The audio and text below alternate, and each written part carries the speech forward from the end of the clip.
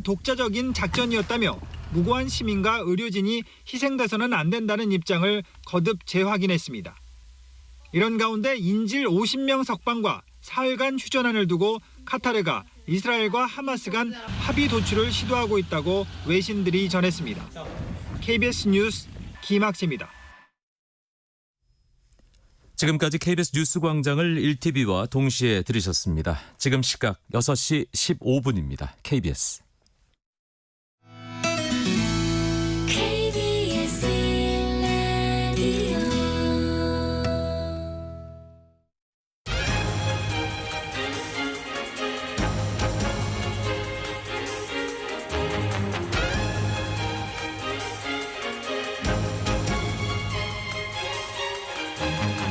오늘 아침 일라디오.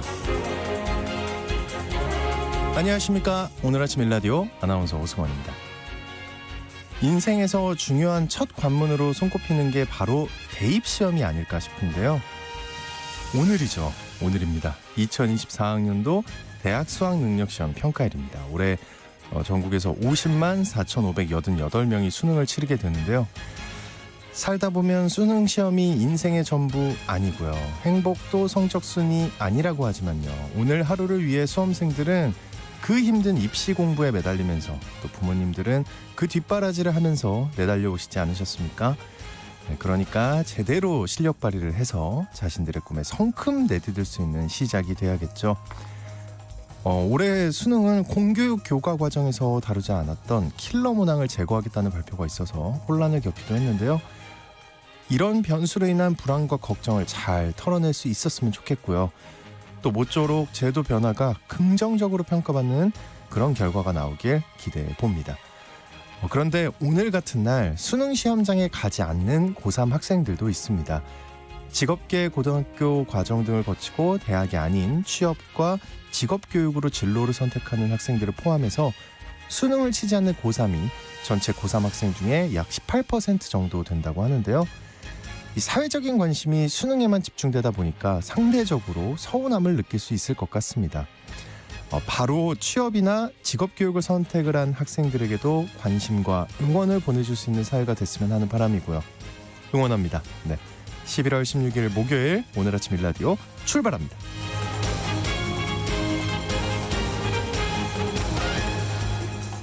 오늘 아침 일라디오 이 시간은 물론 KBS 일라디오의 모든 프로그램은 유튜브 KBS 일라디오 공식 채널이나 모바일 콩 어플리케이션을 통해 실시간으로 함께 하실 수 있습니다. KBS 일라디오 채널 구독과 좋아요, 댓글 많이 부탁드립니다. 우리 5296님이 대기 장소는 박다리동 행정복지센터 앞입니다. 아침 출발 화이팅. 네, 화이팅입니다. 네, 오늘 농수산 이슈 시간에는요. 뉴질랜드의 수출길이 열린 감귤 소식 살펴보고요. 어른의 성장법 시간에는 인생은 시험의 연속인데 그때마다 겪는 이 시험 불안에 대해 살펴보겠습니다. 또 감정평가 재테크 시간에는요. 이 공익사업 시 발생하는 토지 보상 문제에 대해 알아보겠습니다. 방송에 참여하실 분들은 단문 50원, 장문 100원이 드는 유료 문자 샵 9730으로 보내주시기 바랍니다. 유익한 정보와 살아있는 이야기가 있습니다. KBS 오늘 아침 일라디오.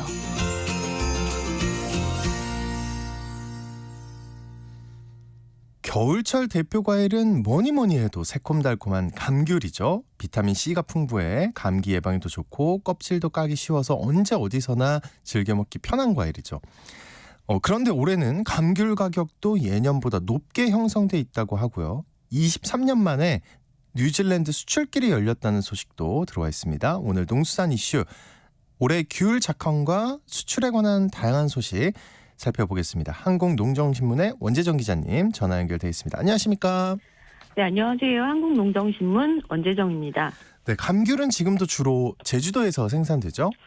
네, 맞습니다. 감귤은 따뜻한 지역에서 자라는 온대 과일이라서 우리나라는 주로 제주도에서 재배하고 있습니다. 2020년 기준으로 전국 귤 재배 면적은 2만 1,111헥타르가량 되는데요. 네. 제주도 재배 면적이 2만 900헥타르로 99%가량 차지하고 있고 또 지구 온난화의 영향과 재배 작목을 다양화하려는 추세가 반영돼서 경남과 전남 지역에서도 이 감귤 재배 지역이 차츰 늘어나고 있습니다. 최근에는 재배지가 더 북상했는데요. 네. 충남 지역에서도 감귤을 재배하고 있습니다. 충남까지요. 네. 전 이런 소식 들을 때마다 진짜 놀라운데. 근데 최근 뉴스에 감귤 가격이 좀 높다고 하던데 현장은 어떤 상황인가요? 예, 제가 어제 제주 서귀포시 남원읍에서 감귤 농사를 짓는 농민분께 뭐 가격이라든가 작황 등 여쭤봤는데요. 올해 수확 중인 감귤은 특히 당도가 높고 맛이 진하다고 자랑하시더라고요.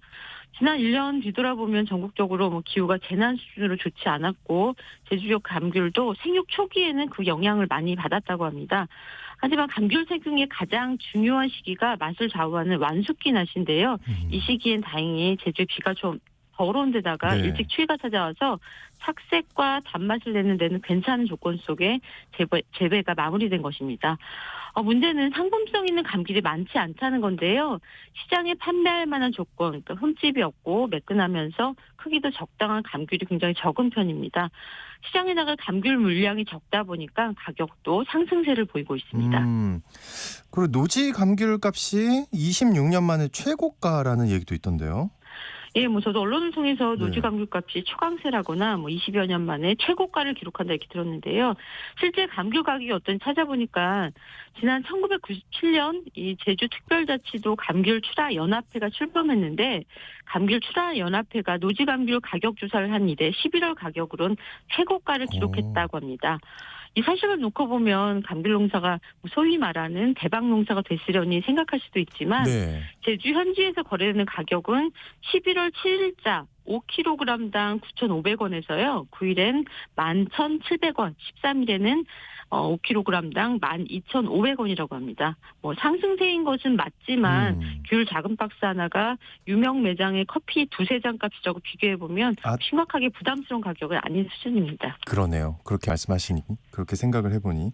근데 그 상품성 있는 감귤이 많지 않아서 가격이 오름세를 보인다 이런 얘기인 건가요? 예, 맞습니다. 서귀포시에 따르면 올해 8월 초만 해도 노지 감귤 생산량이 45만 2,100톤가량 이렇게 예측이 됐는데요. 이건 이제 평년 47만여 톤보다 4%가량 감소할 것으로 관측됐다고 해요. 하지만 그 이후엔 폭우성 소낙비가 자주 내려서 지역별로는 적게는 7%, 많게는 17% 열과가 발생했습니다. 그러니까 40만 톤 안팎 으로 생산량이 감소할 거다 이런 예측이 돌면서 시장에서는 감귤을 확보하려는 흐름이 많아지게 됐습니다. 제주 감귤은 육지에서는 쌀과 같은 이 농업의 주요 품목인데요. 한때 제주도에 감귤이 너무 많이 재배돼서 가격이 폭락했었습니다. 이 문제를 해결하기 위해서 제주에서는 자체적으로 생산량을 조절하고 또 품질이 낮은 하품 귤 유통을 엄격하게 차단하는 노력을 기울여왔습니다. 뿐만 아니라 9개의 도매시장, 유사 도매시장, 대형마트 등에 한꺼번에 많은 감귤이 유통되지 않도록 분산 출하를 유도한다거나 또 하품 감귤은 생과용이 아니라 가공용으로 수매하는 등 이 감귤 산업을 오래 지속할 수 있도록 행정과 현장이 함께 힘을 쏟아왔습니다. 하지만 뭐 올해처럼 이 감귤 가격이 상승한 것이 네. 이 농가 소득 상승을 뜻하는 건 아닌데요. 상품성 있는 감귤이 너무 적은 탓에 소비자 가격 오름세와는 달리 이 감귤 농가 수익에는 큰 변화가 없다고 합니다. 노지 감귤은 11월 중순부터 본격적인 수확이 시작돼서 12월 중순, 그러니까 눈을 맞으면서 감귤을 따왔다 이런 얘기를 하셨는데 네. 현장에서는 벌써 이 감귤 수확이 상당수 진행됐다는 얘기를 들었습니다. 그 감귤 수출 얘기 들어볼게요. 올해 우리나라 감귤이 뉴질랜드에 처음 수출됐다는 반가운 소식이 있다고요? 예, 뉴질랜드에는 우리나라 농산물 중에서 배와 포도가 수출되고 있는데요. 세 번째 수출 품목은 감귤이 됐습니다. 지난 10일 제주시 농협이 농산물 산지 유통센터에서 노지 온주밀감 뉴질랜드 수출 기념 행사를 했습니다. 이번에 첫 수출할 물량은 뭐 초동 물량으로 640kg이에요. 네. 1톤도 안 되는 적은 물량입니다만 오늘 18일에는 수출용 컨테이너 1개에 18톤을 넣어서 부산항으로 보낸 뒤에 화물선을 선적해서 뉴질랜드로 수출할 예정입니다. 제주시 농협은 올해 온주밀감과 망감류 100톤을 뉴질랜드로 수출할 계획이라고 합니다. 우리나라가 뉴질랜드로 감귤을 수출하기 위해 노력한 것은 지난 1999년부터인데요. 이 1999년부터 검역 협상을 해왔고 지난해 12월 12일 협상이 타결돼서 드디어 올해 첫 수출을 하게 된 것입니다. 잠깐만요. 1999년부터 네. 뉴질랜드와 이 협상을 했으면은 지금 몇 년입니까? 23년이 걸렸다는 거예요?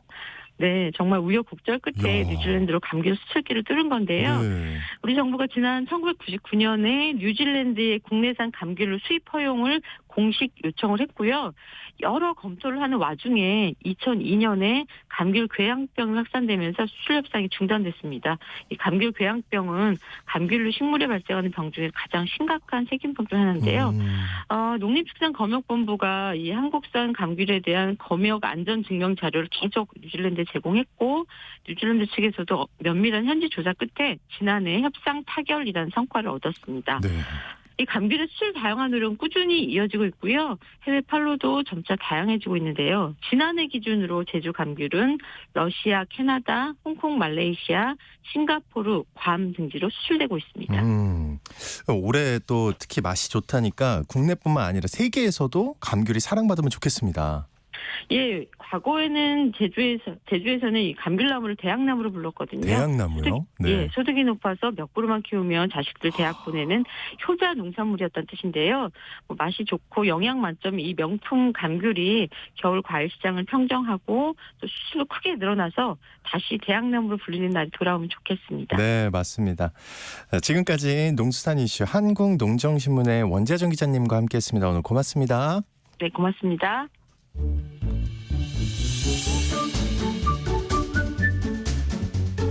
아침을 여는 기분 좋은 습관. KBS 오늘 아침 1라디오.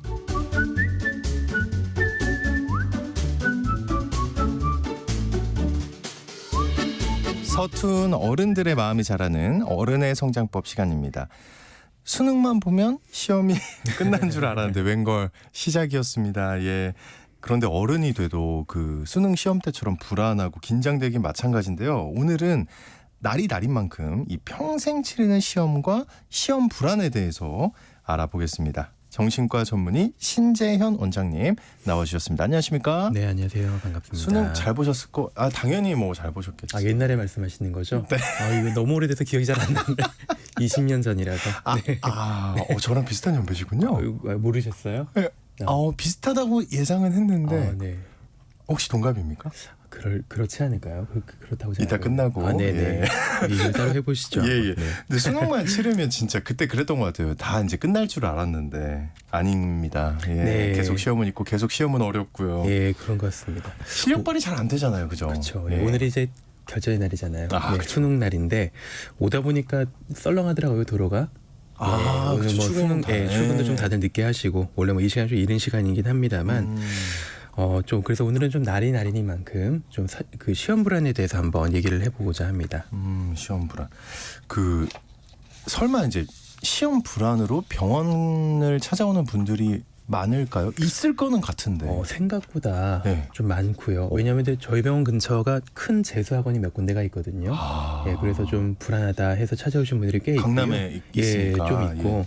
그리고 이제 그 시험이 또 수능 시험만 있는 게 아니죠. 우리 어른들도 시험을 굉장히 많이 치르고 살잖아요. 예, 뭐 예를 들면 뭐 여러 가지 각종 전문직 시험이라든지 아니면 공무원 시험, 대학원 입학 시험, 그쵸. 직장 내 승진 시험 등등등 해서 따지고 보면 1년 내내 우리 삶에서 시험이 계속 이어지고 있는데요. 그래서 다양한 증상 때문에 병원을 방문하곤 하십니다. 가장 흔한 게 잠을 잘 못 잔다. 가장 많고요. 그게 타격이 제일 클 것 같은데. 그렇죠. 네, 예. 잠을 못 자면 컨디션이 또 흐트러지고 공부가 안 되니까 찾아오신 분들이 계시고요. 불안이 높아지니까 몸과 마음이 각성되거든요. 각성되니까 잠들기도 어렵고 자주 깨고 꿈도 많이 꾸고 이런 경우가 있고요. 또 불안증이 며칠 가다 괜찮으면 모르겠는데 점점 늘어날 가능성이 있으니까 오셔서 상담도 하고 약도 드시고 이렇게 하시는 분들이 있습니다. 또 하나 힘들어하시는 게 집중력 떨어진다. 시험 앞두고 불안하니까 집중력이 떨어진다라는 쪽으로 얘기하고 오신 분도 꽤 많이 계시고요. 얼마 남지 않았는데 효율이 자꾸 떨어지니까 자꾸 다른 생각 빠지게 되고 깜빡깜빡하게 되고 몰두가 안 되니까 나 혹시 ADHD 아닌가?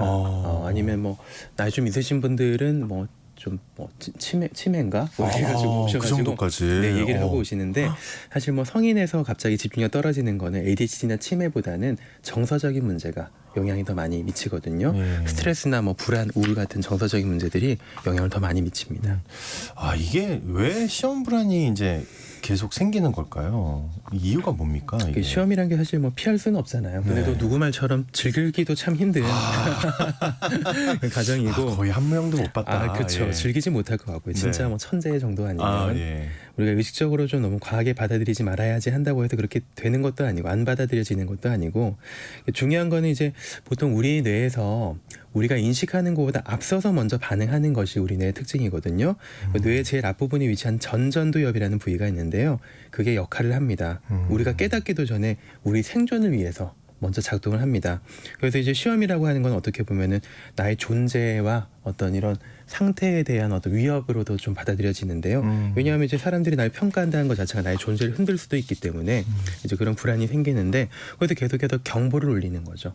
내가 조심해야 된다, 경계해야 된다, 경보를 자꾸 울리다 보니까 이게 좀 자꾸 부정적인 예상을 하게 되고 나중에 안 좋은 일이 생기면 어떡하나라는 쪽으로 생각이 흘러가게 되니까 네. 불안하기도 하고 염려가 되기도 하고 또 부정적 예상이 자꾸 머릿속에서 나타나게 되는 거죠. 물론 시험이 힘든 과정이니까 누구나 불안을 느끼겠지만 그 중에서도 유난히 더 느끼는 사람들이 있잖아요. 네. 이 시험 불안이 있고 없고의 차이는 어디서 오는 걸까요? 우리가 시험에 약하다, 뭐 시험 때만 되면 떨려서 망치게 된다는 분이 계시잖아요. 근데 사실 시험 불안에는 한 가지 요소만 영향을 미치는 것은 아니거든요. 네. 그 시험 불안에 대한 연구가 제가 찾아보니까 꽤 많았었는데요.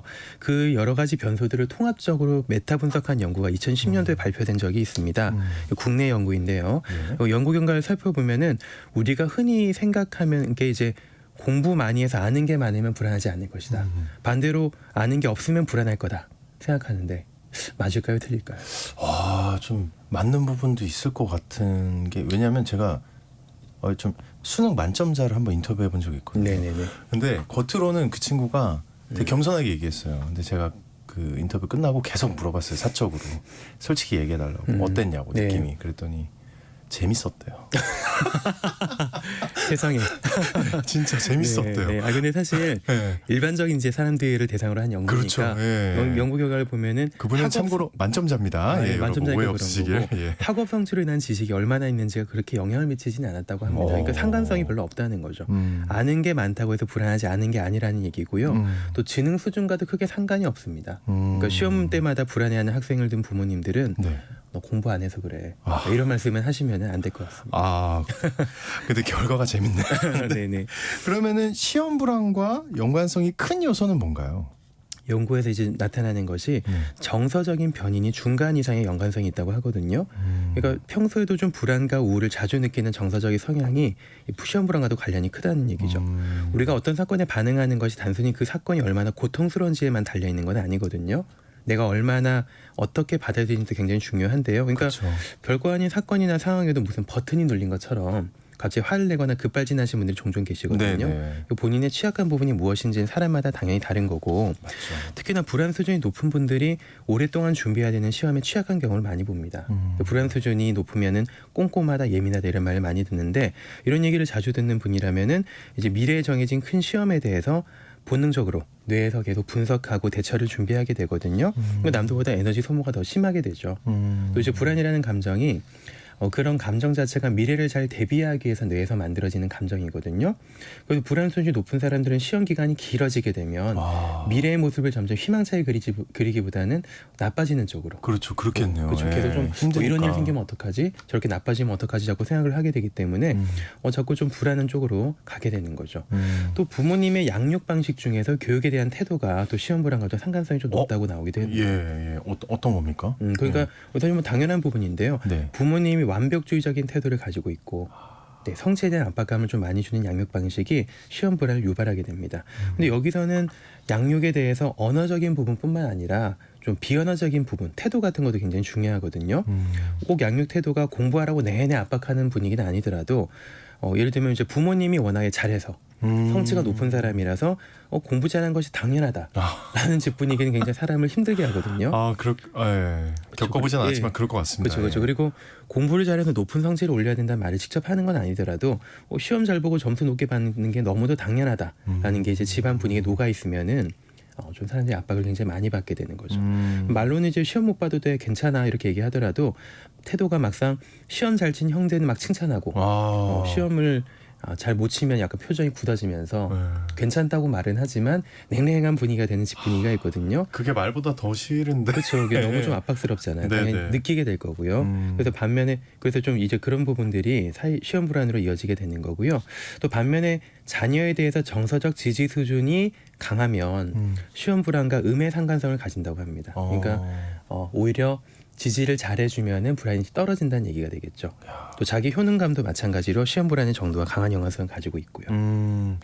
그 시험 불안을 좀 근본적으로 줄이려면은 이제 자기 효능감, 마지막에 말씀하신 자기 네. 효능감과 주변 사람들의 응원과 이렇게 지지해준 태도가 중요하겠네요. 네, 그렇습니다. 2016년도에 국내에서 이제 연구가 한 번 또 발표된 적이 있는데 212명의 간호대학 학생들을 대상으로 이 간호대학 학생들이 이제 졸업 시험을 앞두고 국가고시죠. 네. 간호사 시험을 앞두고 이제 시험을 준비하고 있는 학생들 대상으로 사회적 지지 수준과 자기 효능감의 수준이 얼마나 시험 불안에 영향을 미친지 한번 연구를 했던 적이 있거든요. 이 연구에서도 자기 효능감과 사회적 지지가 높을 때 시험 불안이 많이 줄어들었다고 합니다.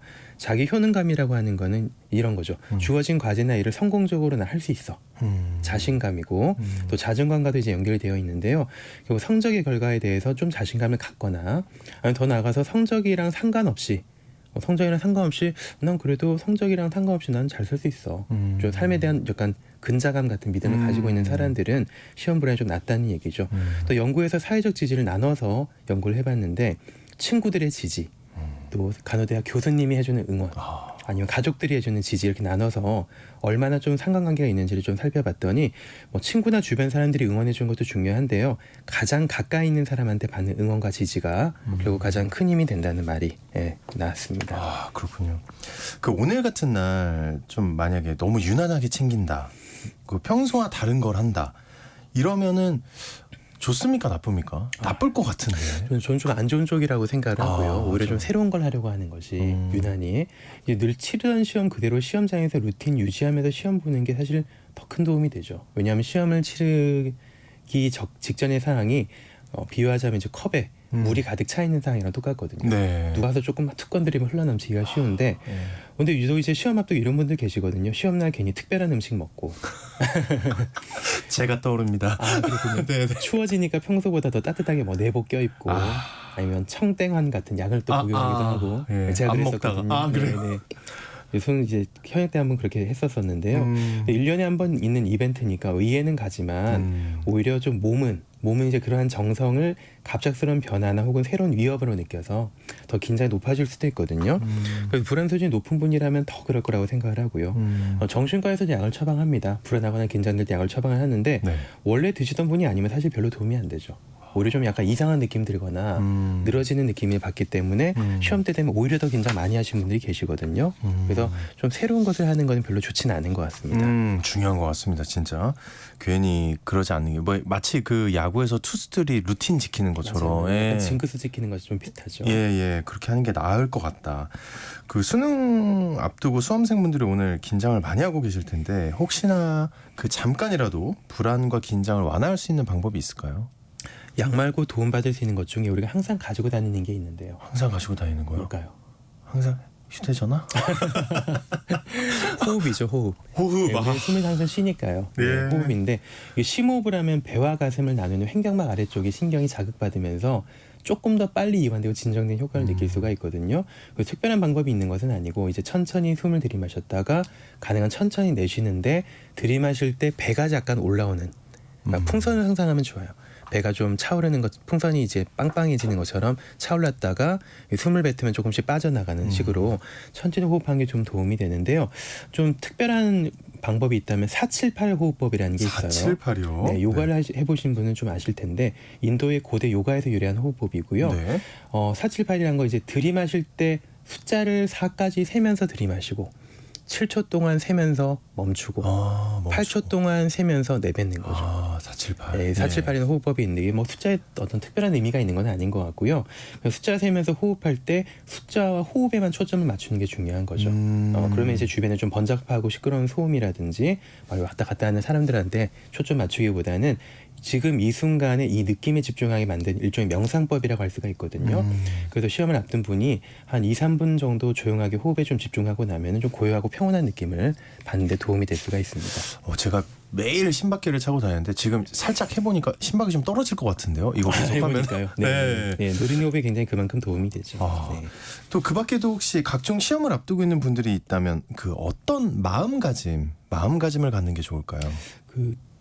지금 이 순간이라는 키워드를 좀 마음에 품고 시험을 보시면 좋겠고요. 지금 이 순간. 네. 자꾸 이제 과거에 후회를 하게 되거나 시험 직전에 미래에 일어난 여러 가지 변수에 자꾸 생각이 끌려다니거든요. 그러니까 지금 이 순간을 계속 떠올리면서 눈앞에 있는 것들에 집중하는 것이 도움이 될 거라고 생각을 하고요.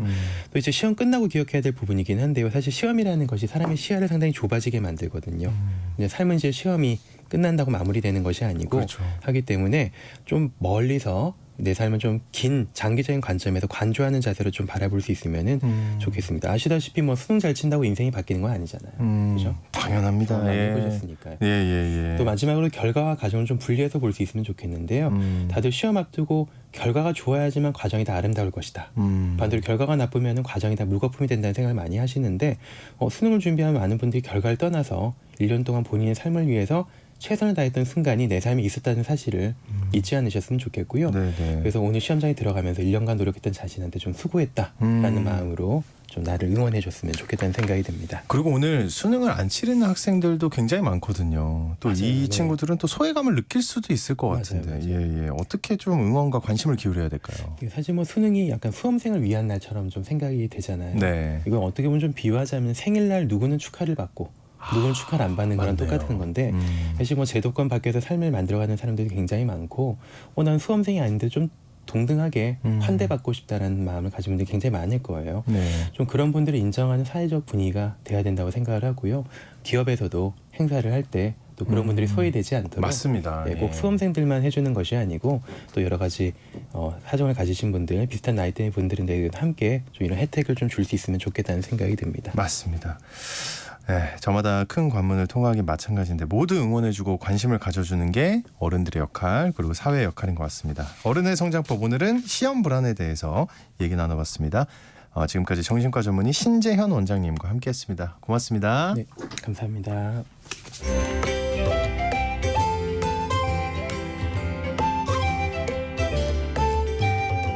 상쾌한 하루의 시작. KBS 오늘 아침 1라디오.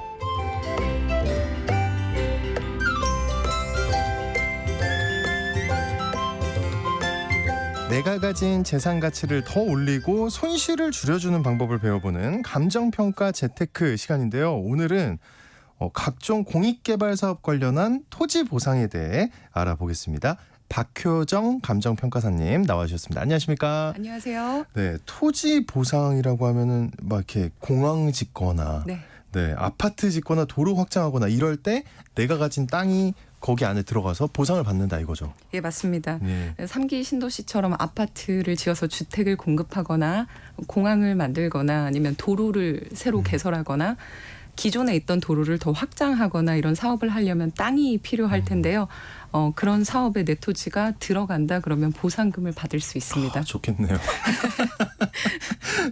네, 근데 이런 사업 시행으로 토지 소유자나 관계인들이 입게 될 손실이 있을 것 같은데, 예. 근데 이게 어떤 절차로 보상이 진행되는 거예요? 먼저 수용 대상 토지나 건물이나 수목 기타 이런 물건들에 대해서 누구누구 소유의 어떤 토지가 어떻게 보상이 될 것이다 하는 그런 보상 계획 열람 공고라는 것을 먼저 하고요.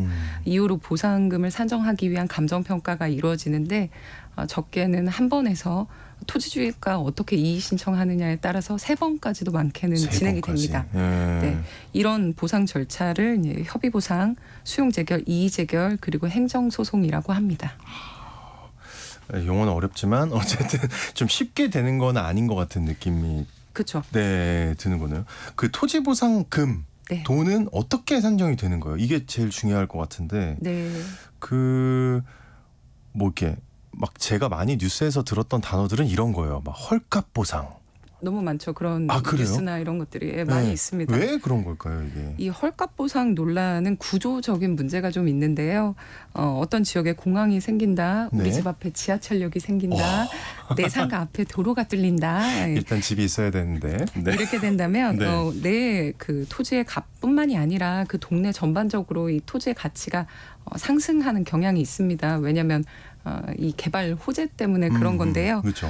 문제는 이 보상법에서는 개발 이익을 다 배제를 하고 말도 안 보상을 돼. 하도록 그렇게 규정이 되어 있어요. 오, 말이 안 되는 거 아닙니까? 그렇다 보니까 이 내 예. 토지가 개발 사업에 이 호재를 받아서 어떤 반사 이익을 통해서 이렇게 조금 호재를 받는 입장이다 이러면은 참 좋을 텐데 직접 그 사업에 편입이 된다고 하면 예를 들어서 예. 우리 집 주변에 지하철역이 생긴다 그래서 원래는 동네 집값이 100원이었는데 네. 지하철 생긴다고 하니까 130원으로 쫙 올랐어요. 예, 예. 근데 나는 막상 보상을 받으니까 원래 시세였던 100원으로 보상을 받게 되고 그럼 나는 이 동네에서 계속 살았던 사람이니까 이 동네에서 다시 비싼 집을 구해서 살고 싶어 하면은 100원 보상 받아서 이미 올라버린 130원에 이제 그러니까요. 집을 사야 되니까 네. 내 돈 30원을 보태야 할 뿐만이 아니라 또 그 와중에 세금을 내야 합니다.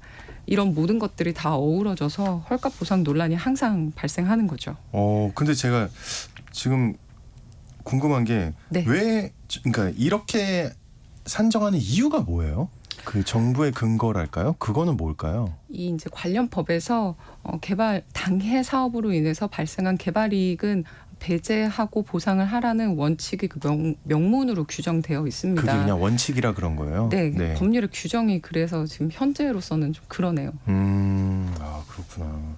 그 보상금 문제 때문에 사업이 제동이 걸리거나 네. 아예 무산이 되는 경우도 있나요? 있죠. 있을 수 있습니다. 보상금 산정에 있어서 매우 중대하고 명백한 어떤 오류가 있었다. 그럼 그 금액으로 수용을 해서는 안 되겠죠. 그럴 때는 보상금을 다시 재산정해서 이 원점으로 재평가를 해야 되기 때문에 사업이 지연되는 경우가 있고요. 또 간혹 가다가는 책정된 보상금이 그 사업에 책정되어 있는 사업 전체 예산을 초과하는 경우가 있어요. 그럴 때는 간혹 무산이 되기도 합니다. 그렇군요.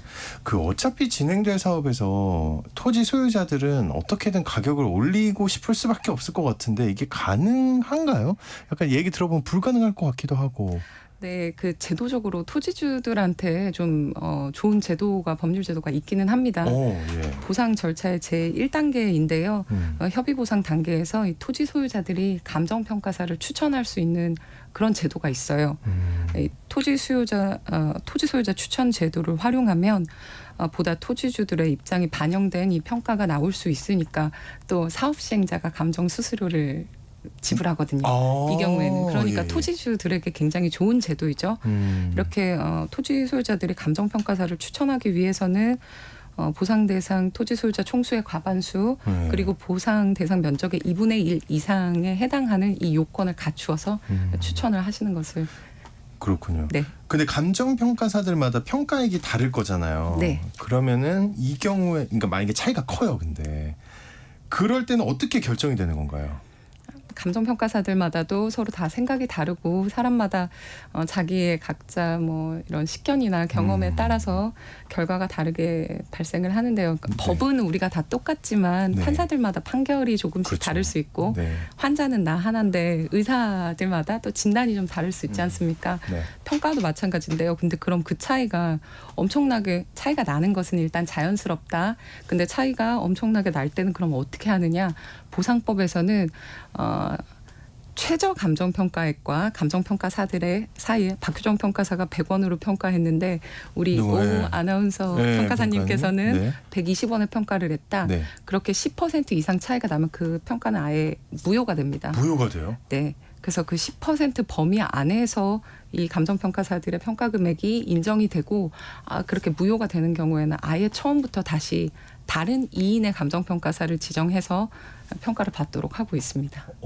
그러면은 양쪽에 모두 손해 아닌가요? 그렇게 되면? 원천적으로 이제 그런 10%의 룰이라고 좀 볼 수가 있겠는데요. 사실 평가사들마다 네. 누구는 진짜 나는 100원이라고 생각하는데 누구는 한 130원이라고 생각할 수도 있죠. 그렇죠. 그런 경우에 무효가 된다면 이제 감정인들도 좀 손해가 나게 되고 시간도 이제 그렇고 그렇죠. 사업도 지연되고 그래서 약간 그 룰을 좀 규정해 놓고 있습니다. 그렇군요. 그 또 이런 경우 있잖아요. 하나의 토지를 여러 명이 공유하고 있는 경우. 네. 근데 만약에 공유자 중에 한 사람이 그 한 사람만 합의를 해버렸어요. 그런 경우 있습니다. 예. 그러면 다른 그 공유자는 어떻게 되는 건가요? 공유자들이 자기 지분에 대해서만 각자 이의 신청을 할 수가 있어요. 지분에 대해서만. 네. 공유자들이라 그래도 뭐 항상 그 한 배를 타고 움직이는 것은 아니거든요. 그렇죠. 예. 누구는 해외에 사실 수도 있고 누구는 나는 보상금 계속 이의 신청하고 싶은데 다른 사람은 나는 좀 그 지금 현금이 빨리 필요하다. 그냥 협의를 하겠다 이럴 수가 있어요. 그래서 누군가가 먼저 협의를 했다고 하더라도 내 지분에 공유자 지분에 대해서 이의 신청하는 데는 하등의 지장이 없습니다. 그건 굉장히 합리적이네요. 네. 네.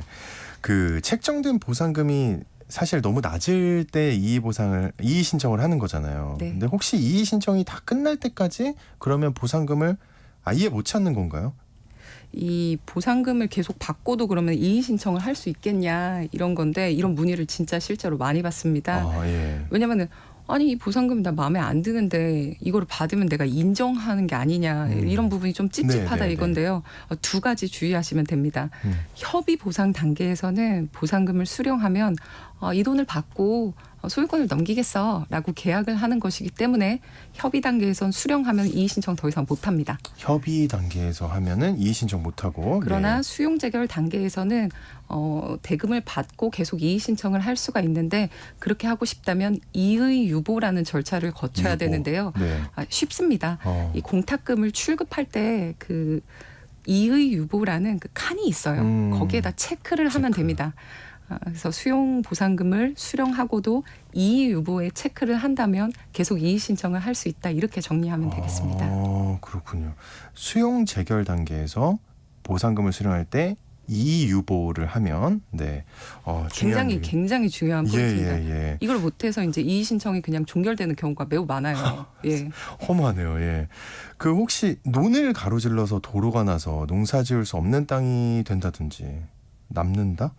또 주택 건물의 대부분이 또 도로가 되면서 남은 땅이 쓸모가 없어진다든지 하는 경우가 있을 것 같은데 혹시 이럴 때 도로 사업과 직접적으로는 무관하더라도 남은 땅을 전체 다 수용하라고 할 수 있나요? 예.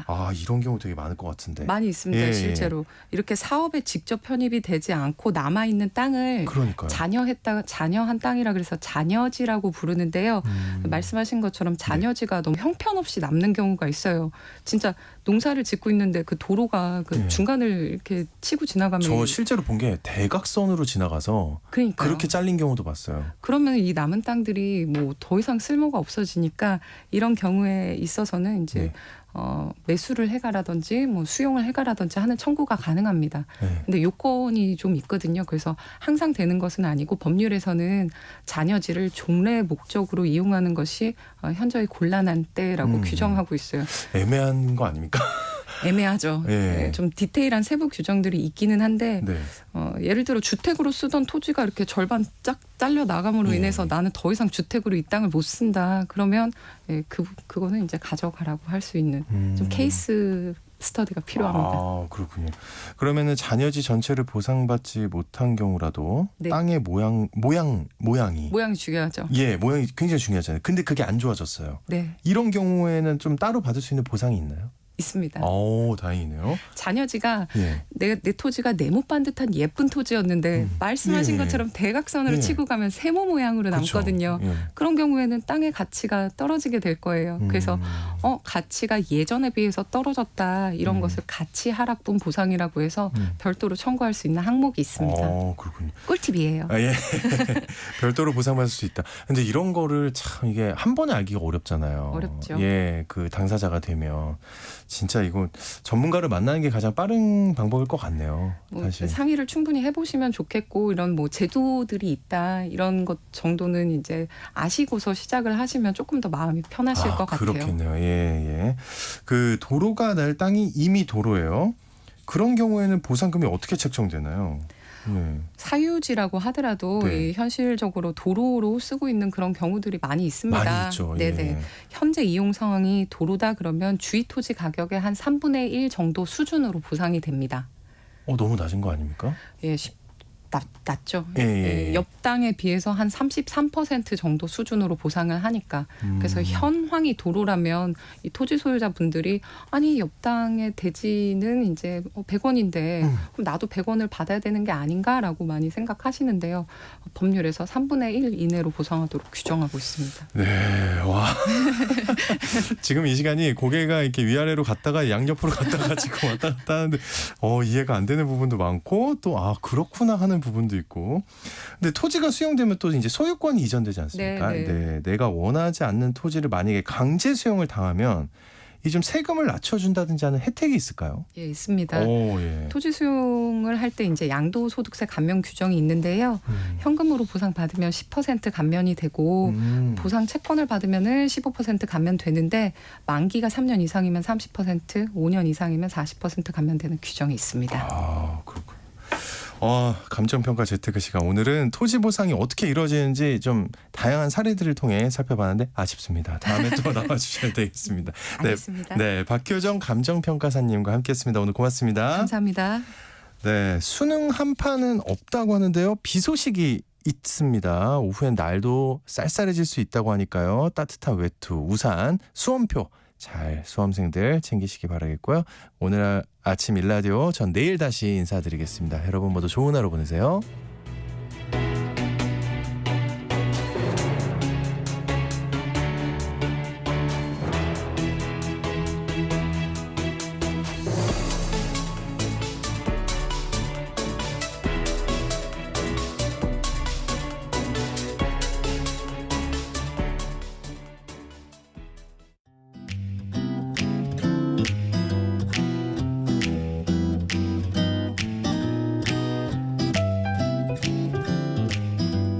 안녕하세요.